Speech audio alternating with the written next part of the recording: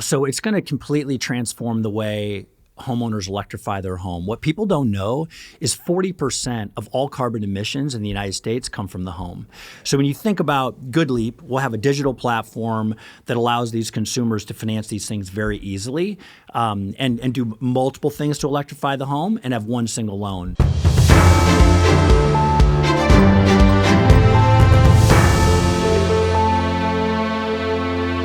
Hey, delighted to have my friend Hayes here today from American Optimist. Hayes, thanks for joining us. Yeah, it's an honor to be here, Joe. Thanks. Look forward to talking to you. Let's take a step back a little bit and talk about your story. So you've been involved in quite a few success stories. GoodLeap's the latest one you're running, which is huge. Like how'd your career get started? What's the background? Yeah, so look, I grew up in Missouri. I grew up in a one-bedroom apartment with my mom and watched her work 3 jobs. And so I learned the value of, saving $20 and a washer and dryer was not in our world. You know, I watched her go to literally a laundromat growing up and grind. And so I came out, as you would imagine, a lot of fire, a lot of passion. You think some of that fire, were you frustrated that you had to deal with some of those things? Yeah. For me, growing up, I had a learning disability, like dyslexia. It's a form of dyslexia called dysgraphia. And so, I didn't go to Stanford like you. I candidly, I wanted to, and I admired a lot of people that did, but I couldn't get that ACT score, that SAT score. I had like a B+ average in school. So I had a little chip on my shoulder, growing up. And I was like, oh man, I have something to prove to myself and my friends and family and things along those lines. And so I went to University of Missouri, just a decent school in Missouri. But when I graduated, I moved to Silicon Valley. So I moved to Silicon Valley in 1995. And you moved there because you wanted to build something? Yeah, I was into technology. I knew that some of the greatest entrepreneurs in the world lived in the Silicon Valley, and I wanted to be surrounded by individuals like you and others that were really driven to create world-positive businesses at scale. And so my career really started at Oracle. I worked there for about 8 years, and it gave me an opportunity to be, around really, really talented people from the top universities throughout the country and the world, and it gave me a lens that I needed. What'd you learn from them? Well, there's a few things, I guess. I would say, one, think big. It was like this broad think of, you're around all these intellectuals and people that are really inspired to solve some of humanity's biggest problems, build some of the most disruptive technology in the world. And so just that power of proximity, being surrounded by other individuals that were thinking a little bit differently than me coming from a small town. So once I kind of shook off, a little bit of the typical, Missouri Midwestern mindset and started to work at Oracle over that decade, it gave me a lens for what could be created. I think Oracle and Missouri are kind of opposite ends of a spectrum of aggressiveness, right? Well, at that time it was, right? I mean, think about it. 1995, internet basically didn't exist yet. Email basically didn't exist yet. My friends would make fun of me. They'd say, hey, why don't you send me an email? I'm like, guys, you realize in like 10 years, it's going to be like you saying, give me a phone call, right? And so it was just a nice place for me to be, to get settled in, build that friend network that was going to go on to do some great things. And Oracle was kind of like they call it meat-eating sales culture. It was aggressive, right? Or no? Or it wasn't really like that? I wouldn't call it aggressive. I would say it was very innovative. Like at the time, I started out as a kid in a cubicle that was selling Oracle Database 7.0. And what I couldn't believe was you could sell multi-million-dollar deals. And then I'd say, well, what do they receive? And they'd say, oh, like a CD. I'm like, you gotta be kidding me. We're like selling air for millions of dollars out of a call center. And that was very eye-opening for me at that time. And so what led you to build your own company? I think I started to think about kind of mission and purpose. And I'd been there a long time. I had done some great transactions there. I kind of worked my way up, obviously, out of that kid in a cubicle into some bigger roles within the organization. But I started thinking about my legacy and what was the purpose of my life and what I could do to make a difference in the world. And that led me to launch my first company. What was that?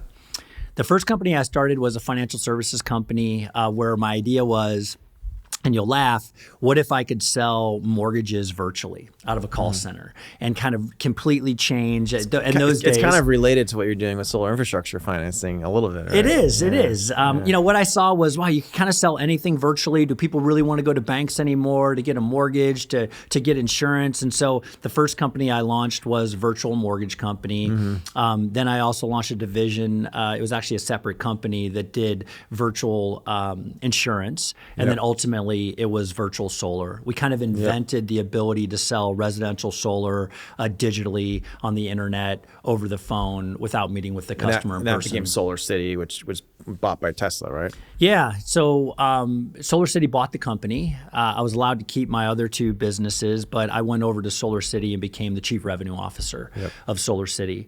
And it was a great opportunity for me because it allowed me to build a world-class organization in the Silicon Valley. I had about 10,000 people that reported to me there as the chief revenue officer. And we built, at the time, the largest solar company in the world. So you talked a little bit about your background where you weren't the A student and you had a chip on your shoulder. Like what were you good at that enabled you to build these things? You wanted to think about big ideas, but what's your ability? Yeah, I mean, I think that there's probably a few things I've got some talent in. One of them is the ability to identify talent. I have the ability to really read a person, understand what they're good at, get them in their swim lane, inspire them to do a great job. So what I found was to win the execution competition, you've got to win the talent competition. And I had the ability to kind of identify talent, recruit that talent to come on board. And because of my learning differences, I had compassion and empathy for other people coming in, and also in addition to that, celebrating their talents and surrounding myself. Sometimes they could be best at one thing and not other things, and you're able to be empathetic to that, having that yourself. Yeah, absolutely. And so I would build really strong teams that had the ability to scale. And then as I needed to make adjustments within the team, to top grade the organization, I had a good line of sight of what was needed for that next stage of the companies. So you're at SolarCity inside Tesla, managing a huge team. You must have got to work with some interesting people there. You got to know Elon a little bit from that as well. Like, what's he good at that's different than what you're good at? Look, I think Elon's the greatest product mind of our generation. I mean, he is just savant at his ability to design solutions. And if you think about big thinkers, he always puts the consumer first and what the consumer's needs are first. And so there's a lot to admire about Elon, but I watched him make really thoughtful decisions that were always in the best interest of the consumer, and then push employees to think big and do the best work they could ever do. Is there an example of that with SolarCity that comes to mind? Yeah, many. I think that one, when it came to pricing strategies for SolarCity, Elon always made a very clear thought to say, look, we need to be the price leader in the category. We need to make it accessible for more people to just go solar. And he was very passionate about that, and still is, on, look, this is the right technology. We need to make it available for more consumers to adopt these technologies. And so, of course, on the design side as well, aesthetics are an issue for solar. Many people, when you really study the data and you look at why they don't go solar, it's because of some of the aesthetics. And he's very thoughtful about designing these products and solutions so that they're aspirational, inspirational, but beautiful as they sit on people's homes. When you have that level of talent in an organization pushing as hard as you guys work, it's one of the kind of most intense places. There obviously have to be trade-offs you make, and you're a very empathetic person, and Elon's a really hard charging person. Like, are there different trade-offs that you would make that complement each other differently, or ways in which you do things differently as leaders? No, I mean, look, I think we complemented each other really well. He was very focused on the product. I was very focused on the human capital and the leadership within the organization for the business to grow. When I joined SolarCity, we had around 1,200 employees. We grew that organization to 17,000 employees. If we were hiring about 500 people a month, to give you an example. And we had 40% market share nationwide. There was no number two, Joe. We had the next 80 companies combined didn't equal our market share. So we were doing things at the time that no one else had ever done before, a couple 100,000 systems a month throughout the country. We had a big military division. We had a big utility scale group, commercial organization that were allowing us to deploy these solutions at meaningful scale. and then you left, and you're scaling what's now GoodLeap, which is valued at $12 billion recently. Tell us a little bit about that. What are you doing there? Well, I think great companies try to solve big problems. And for us, there was a few problems we were trying to solve. The big one was climate change. How do we deploy sustainable solutions at scale in a meaningful way? But really, there are three critical constituents to do it. You've got to go kind of a top-down, bottoms-up. And in our case, it's the financial institutions.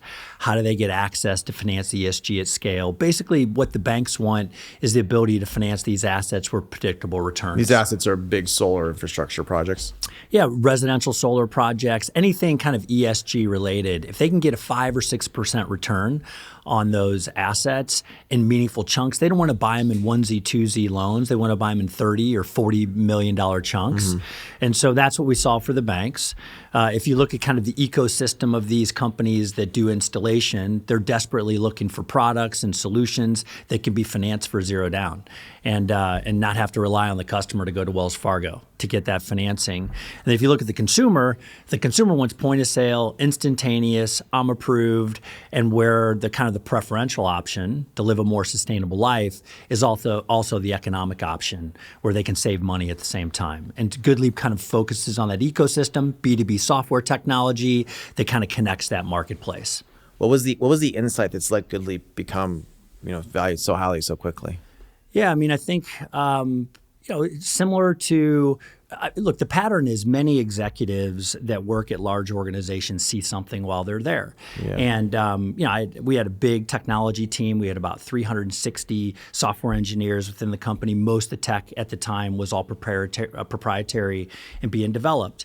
Benioff saw the cloud before he left Oracle. Tom Siebel saw CRM before he left Oracle to do CRM. So I had seen patterns of great executives leave an extraordinary leader like Larry Ellison, and what I saw was the ability to create kind of a blue ocean distributed marketplace to deploy multiple sustainable solutions. What I realized was there was a labor force that hadn't been ignited. Most of them we were hiring as W-2 employees. There's a way to empower that installation network, empower the distribution hubs of these products, but also partner with multiple manufacturers in this marketplace that would allow us to kind of deploy these solutions at a meaningful scale in a very short period of time. So you obviously learned about the market, being in the market. What were the most important things you learned about culture or product or how to build a company that you then quickly apply? Because this thing's grown really fast. You must have taken some notes because you were working with some pretty good people too, even though you learned yourself a lot too, right? Yeah, absolutely. I think, so if you think of kind of buy now, pay later, point of sale technology platforms, if Affirm, Klarna, Afterpay, they were very focused on kind of a digital solution that eliminated the credit card at 18% interest where you could very quickly buy a Peloton bike. Yep. And my insight was, let's design the technology for the sales professionals. Let's really understand that conversation in a retail store, whether it's a Home Depot or a Lowe's, all the way to what's the conversation at the kitchen table. And if you can design that technology in a way that allows those banks to have access to that financing, that provides that instantaneous 3-second approval at point of sale, but provides the salesperson to do the job in a much easier fashion, that would enable the marketplace. And what people don't understand is, you have to create kind of all of this in a digital first solution on a phone where those sales professionals can manage their entire life, their pipeline, all their business. Just to step back a little bit for people who aren't as familiar with the business. So you're helping finance a solar project at a home or for a big business, and so you have the people at the kitchen table making the decision. You have somebody who's selling it to them, and then you have separately the bank, and the bank's working with the person selling it to them to help offer credit. And there's multiple banks competing to offer this credit, and there's multiple salespeople competing to sell. I think about it. Well, think of it this way. There are multiple banks and financial institutions that want to finance it, from credit unions to sovereigns to specialty banks like Goldman Sachs. And you're the layer that's helping a lot of them do that. You're giving them access to the capital.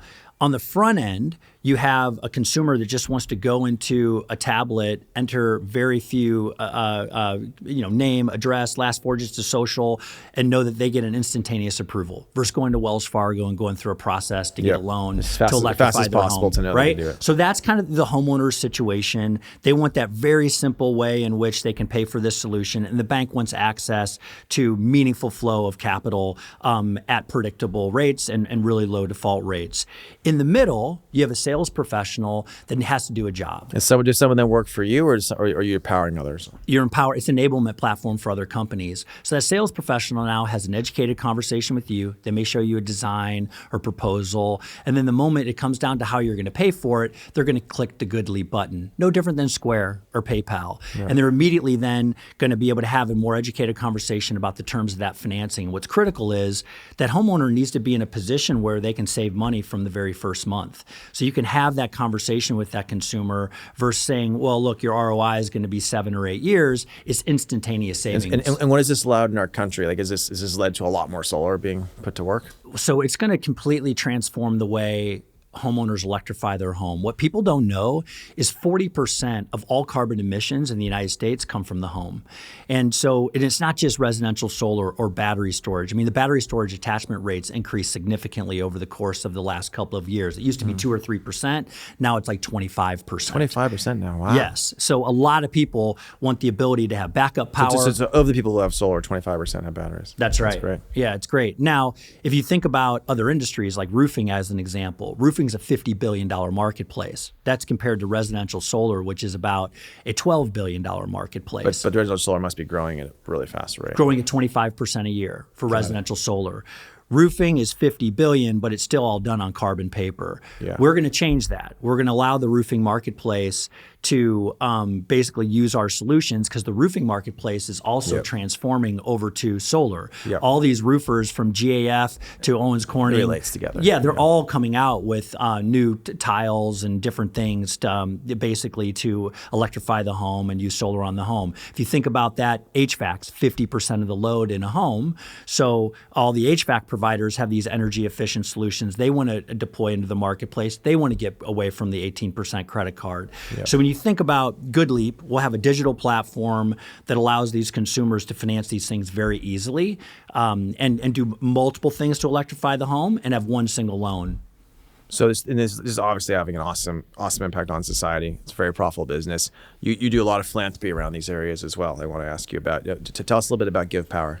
Yeah, so I started GivePower about 15 years ago. When I was at SolarCity, for every megawatt of energy we would deploy, we put solar on a school. And the insight was in 2008, during the financial crisis, I felt like a loser, like a lot of people did, and basically took my executive team to Mali, Africa, and we laid in the dirt, and we just had a grateful perspective about our lives and what we were doing. But it became very evident that the school that we were building in Mali, we're in this little village, and the Seramburu village, needed electricity. And so we ended up putting solar on that school. Did you put a battery too? Yeah, we did. And the idea was, how do we extend the hours in the classroom? How do we give that school the ability to educate women? Because women are fetching water till about noon every day. Wow. And so we put solar on 2,750 schools in 17 countries. Wow. As I went back to those schools and visited, kind of made me sad because there's a lot of guys that plug their cell phones into these schools, and go figure, women don't want to sit in classrooms till 7 o'clock at night when they've been fetching water till noon. So now what GivePower does, we still do schools, but we also build solar water farms. And it's some pretty cool breakthrough technology. Each container allows us to provide around 75,000 liters of water every single day. We should look at a picture of one of these here. So how does it work exactly? It's pulling water out of the air? Yeah, so it doesn't pull out of the air. It either pulls it out of the ocean using desalinization and reverse osmosis, or it pulls it out of a brackish well. But what we do is we combined solar batteries with solar energy. It all ships in a container, and we have the ability to pull that water out of the ocean for half of a cent. So in my mind, it's the most affordable, sustainable, healthy water that can be produced in the developing world. That's per gallon? Yeah, per liter. Per liter. Half of a cent. So if you think about it, it's enough water for about 30,000 people. And at this stage, look, I want to be spending my time and energy on things where we can save lives. What's it cost to put one of these machines in place? A larger machine is about $600,000. The one that does 75,000 liters a day, and then we have smaller machines. That's enough for like a whole town, I'd imagine. Yeah, it is. Yeah. And our smaller ones are about $100,000. and they can produce 15,000 liters of water a day. So imagine if you're inland, you can drop this into a brackish well. It can clean the water, provide water to the village. You could also put these in coastal communities, the smaller ones as well, and you can kind of move them when necessary. For brackish well, like is it somehow cleans it by going through the reverse osmosis as well? That's right. Yeah, the whole filtering system. That's awesome. And so we manufacture them here in Austin, Texas. We deploy one a month. Do you have to go fix them every once in a while? They break, or how's it work? Yeah, I mean, good news. It's early. They're not breaking a lot. We are on Gen 3, so we're constantly tweaking. You figure out what's going to break adjustments. And fixing it. Yeah. But look, we've built these things in a way in which we think we can handle the operations and maintenance of them. The community. You have to send your customer service guys to Africa? No, we have local teams. There's about 100 people in the foundation. And so, cool. We've created this really great continuum of good between GoodLeap on the for-profit side, deploying sustainable solutions here in the U.S., and then our nonprofit, GivePower. And if people want to learn more about GivePower, there's a website to go check it out? Yeah, just givepower.org. That's awesome. So this is basically helping a lot of these women who had to spend all morning fetching water. Now they can go get educated instead in these places. Absolutely. We have so many different models that are working, from women coming to get water and taking it and dropping it off at, think of milkmen in the 1960s, to people showing up in Bowsers, loading them up and taking them to neighboring communities. And one thing that may be inspirational or an idea for some of your listeners is, and I challenge other entrepreneurs to kind of think about it this way. Like, I'm not really a believer in hey, are you an LLC or an S Corp or a C Corp, or is this a 501c3? Yes, these are things accountants came up with in terms. For me, I really believe in a group of people coming together to solve problems. And so if you think about kind of this continuum that we've created, you have shareholders or employees that kind of come in and focus on solving these problems. Our capital loop on GoodLeap is very obvious, is we go out, we identify sustainable solutions that lower carbon. We then identify people that have the ability to install them. We then bring that over to the banks and financial institutions. Yep, they have the ability to finance it. That ultimately allows homeowners to receive zero down financing and electrify their homes. And then we didn't stop there. We went out and we talked to 100 of the companies that are on our platform and said, look, what if you give us just $20 for every single transaction on our platform? And they said, great, what's $20 for? And we said, look, $20 is 20 years of water for someone that needs it the most. And so I'm really happy to say 100 companies on our platform now donate $20 for every transaction on the platform. That helps us raise a meaningful amount of money. So they're making a lot more than that per transaction, so they're able to just donate some of it back to you. Absolutely. Basically. Yeah, that's right. And so what happens now is we don't just stop there. We take those companies on treks. We'll take about 360 people on treks throughout the world. It's probably good for their culture too and stuff, get inspired by it. Yeah, it absolutely is. I mean, you'll laugh, but people come back with GivePower tattoos. It's a very kind of transformative experience for their employees to go see the tech and see them build it. And it really drives this kind of sustainable impact through a continuum. And so for me, I've kind of dedicated my life to two things. One is, how do I address climate change? Two, how do I address water scarcity in the developing world? And GivePower gives us a chance to do that. In these parts of the developing world where you're providing a lot of water to some of these towns, are they able to afford to pay even a little bit sometimes to make it sustainable, or how do you think about that? Yeah, so if you look in Kenya, we just won a big award in Kenya, but we charge basically half of a cent, and we do it through M-Pesa. Got it. You're charging it through M-Pesa, and then that gives you money to go fix the machines and support it, basically. You want the data. You want to know who comes to the system. You want to see sometimes they'll use the water to wash clothes, because what people don't realize, if you wash your clothes in brackish water, kids have lesions all over their body. It's terrible. And then people are drinking this poison all the time. They're not just dying at 30. Many of them have parasites. Many of them have tumors.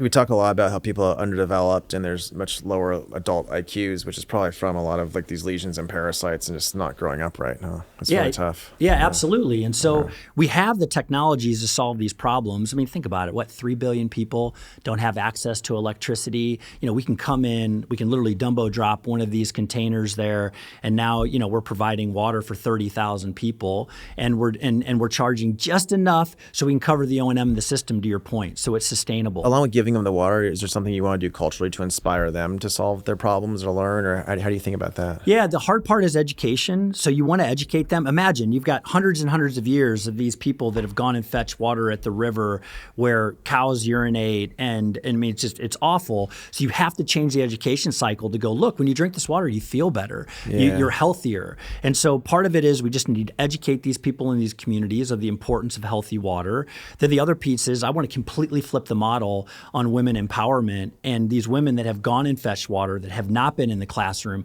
now there's a way for them to drive economic viability for themselves and the village. And so we compensate the women to deploy the water within the regions, and it's a really beautiful cycle that starts to take place. That's awesome. Well, solar itself, obviously, it's amazing they can implement this very, cost affordably in these regions. A lot of people debate about where our power should go. A lot of my friends are very into nuclear right now. I think that's a really good path. I want to ask you just about solar in general, because you're doing so much of it.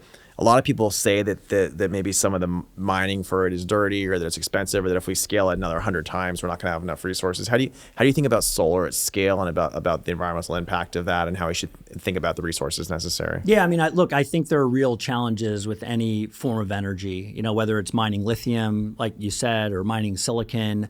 The reason I designed this business and platform the way that it is I want to celebrate best technologies that win out, right? We're going to be technology agnostic. We're going to be constantly looking for the best solutions. So if there's something better in solar, you'd work with whatever's better in solar. But right now, that's the best solution. Yeah, the key is financing. You've got to get the banks comfortable with these assets and what they are and how they work, and know that they're going to get returns and people are going to pay their bills. And so what I've learned is once you get the banks comfortable with these assets, you can drive down the cost of these assets through securitizations, through Kroll's ratings, S&P's ratings. So by teaching them, getting them comfortable, you're making it much cheaper for everyone to access it because they're able to do it. Absolutely. And so think about the education piece. You got to educate the banks first. They lead with the capital. Then you have to educate the installation network how to install a battery or a smart thermostat or an EV charger or synthetic grass turf for all these products. You have to educate the consumers. The homeowner. Yeah, and the homeowners are becoming more conscious. And if you look at like the financial commitments, Joe, it's pretty interesting, right? The COP26 recently, here's some numbers that you may already know, but basically 450 of the largest financial institutions in the world, about 40%, they manage about 40% of all assets in the world, committed $130 trillion. And you say, okay, great, where are those dollars going to go? They have to come through digital conduits like this that give people access to a marketplace to actually install something, to put these products into the ground. And so whatever the best products are and solutions are, I'm always looking for breakthrough products in the marketplace. Sometimes it's simple as a breakthrough water heater that you can electrify the home, to an HVAC system. And so we'll take this from not just the $430 billion marketplace as it relates to home improvement, but we'll widen that out to the commercial side of the business. Like we're talking to all the EV charging infrastructure commercially. Wow. I want to finance all that. There's going to be huge demand for that. So where's this go in 10 years in terms of the impact on the country? Like what's this going to look like? Look, I think we will be humbly one of the most important companies to deploy sustainable solutions in the history of the world. And the key is the banks trust us. We've worked with them for 20 years. They've made really strong returns on us. We invented this asset class over 15 years ago, and they're counting on us to introduce them to the right technologies they're going to perform. And we're going to be there to kind of slowly educate homeowners and business owners on the things they can do to lower their carbon footprint and electrify their lives. I mean, I think where it's going is, you and I already drive electric cars. More people will be more thoughtful about the electric cars they drive. Your electric car will be fully integrated in this house we're sitting in probably under 3 years with bi-directional inverters where you'll say, well, wait a minute, I kind of want to, deploy energy into my car right now, or maybe I want my car to deploy energy into my house right now. And so our lives are going to be electrified at light speed, and someone's going to have to think through how these consumers can adopt these solutions in a very frictionless way. My friend was speaking of electric cars. They were showing me a Cybertruck yesterday. It's bulletproof. This looks pretty exciting. So I mean, there's great products, right? I mean, there's so many cool products. There's and some stuff the coming thing out. and that's the preferential option, right? When you and I step on the accelerator of electric car, we're pretty excited. We're like, wow, there's no trade-off here at all. But I haven't been to a gas station in a decade, right? We've driven all electric for a long time now, and I still have my 2012 Tesla, and it's like, okay, was there battery degradation and all these things talked about? It's like, No, I can still charge mine to 240 miles, and it's like whatever. It's 10 years later in these cars, and so I'm like, look, it's just part of it is just consciousness, education, and then we have to create these marketplaces and platforms for these products to be deployed. And so we started the American Optimist to kind of try to push back on some of the cynicism going on in our country right now.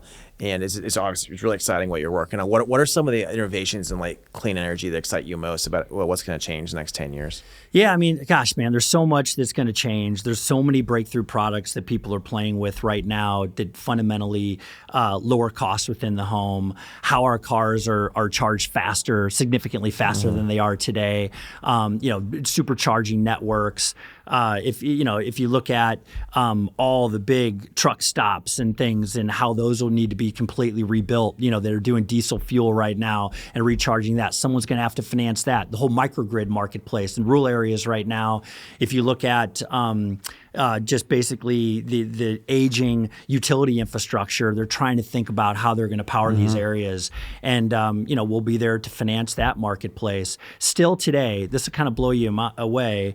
When we land in LA or somewhere, all the warehouses, there's still no financing for that marketplace today. So, people that own commercial buildings are still in a situation where they have to pay for these systems. Well, you got to build faster. We got to help them out. Yeah, absolutely. And I'm concerned a lot of young people who think about clean energy and who are excited about it are also kind of living in a state of fear today. A lot of them say, I don't want to have kids because the world's so dark and everything is broken. What would you say to those people? I would say don't be so dark. I mean, this is one of the greatest entrepreneurial opportunities in the history of the world. It's a $50 trillion global opportunity. It's a $10 trillion US opportunity to completely rebuild how we power our lives. And it'd be one thing if the banks weren't there. Like 15 years ago, Joe, I would meet with the CEO of some of the major banks and they'd say, hey, man, we love the energy, love the optimism. We're just not ready. We don't understand the asset class. We can't take the risk. Today, the CEOs say, Hayes, we're there. How do we finance more? I can't afford not to take the risk. My shareholders, my constituents demand that I start financing these asset classes at scale. How do we get access to it? So think about it. Where the capital flows, whether it was 1995 and it flew into the internet and the information age in the Silicon Valley or the industrial age, at some point before that, we're on the impetus of this amazing transformation of how this planet will be powered. And so if you're an entrepreneur, it's a great category to look at. And look, you got Tesla as whatever, the top 10 most valuable companies in the history of the world right now. We've proven that these companies can create massive enterprise value. So there's no trade-off for your ability to create wealth, your ability to work with the smartest people in the world and do really good things. So if you're a young Gen Z person, what do you do to be part of the solution? How do you learn about this and how do you get involved? Look, I think there are a number of companies that are trying to hire top talent right now. What people don't understand, like fundamentally, my bet is on four things, okay? One, people become more conscious. They'll drive demand. More people want to drive in electric cars.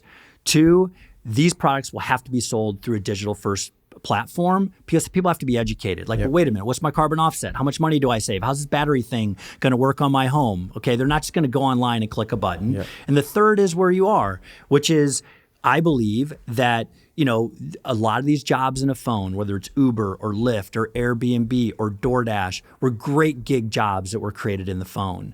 We now have an opportunity to create mission-driven, purpose-driven jobs in a phone with really talented people that can be a part of this movement. These are $200,000 a year plus jobs in this space, okay, that are growing at light speed. There's about 3 million people right now that work in clean energy. I think it can grow significantly from there. And so we can empower this labor force to come into this marketplace, whether it's an installer, whether it's a sales professional, whether it's software developers in the marketplace. We have not digitized this marketplace yet and created these platforms to deploy these solutions.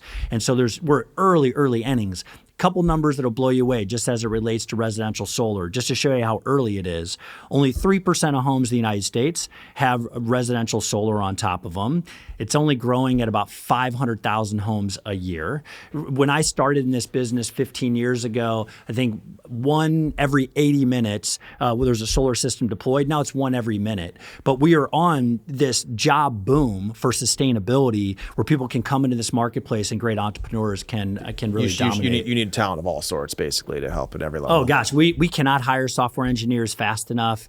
We'll hire here in Texas around, a few thousand people over the course of the next few years. And we're desperately looking for the top talent. And the good news is, I think that this country is going through a few interesting things. One is people are really looking for mission-driven, purpose-driven jobs, and they're rethinking where they want to work and what they want to do with their lives. And this is a huge transformative category. And there's ways they actually can make a huge difference. That's awesome. Yeah, absolutely. Yeah, there's no doubt about it, man. I mean, I think this is one of the big ones, along with the metaverse and and all the other things that you and I talk about. There's a lot of exciting things. Well, Hayes, that's a great note to end on. Thanks so much for joining us. Yeah, thanks, Joe. Appreciate it.